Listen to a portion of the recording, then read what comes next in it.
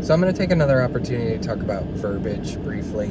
It comes up in my videos from time to time, even if it's just like implicit.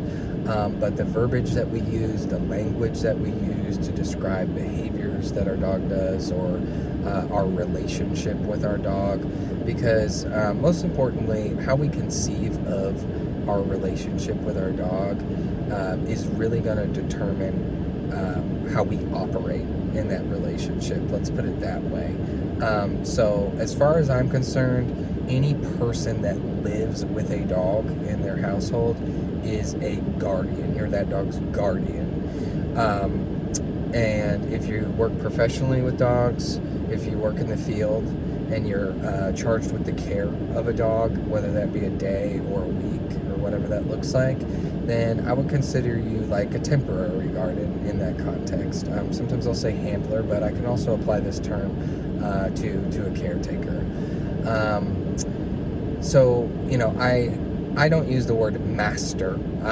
That was popular when I was a kid, like in the 90s. And that is a little gross, in my opinion, and that has obvious historical context and implications.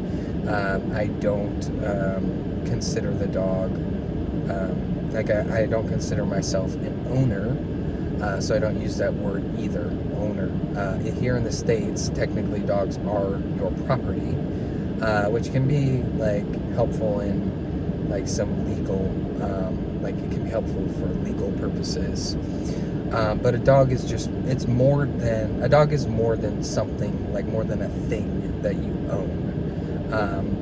In certain circles that I've been like part of or around, people say like, oh, dogs are people too, like, the fur baby, the fur kid crowd.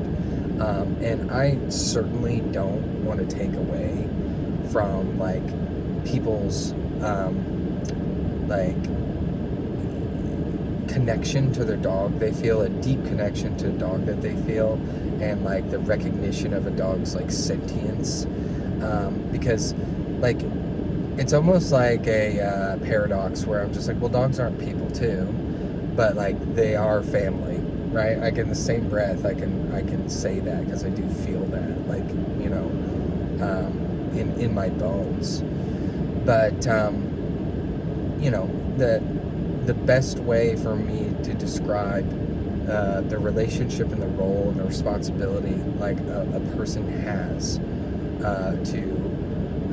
to guide their dog and to protect their dog and to see their dog through its natural life, in all the situations like in between the time you meet and the time you say goodbye.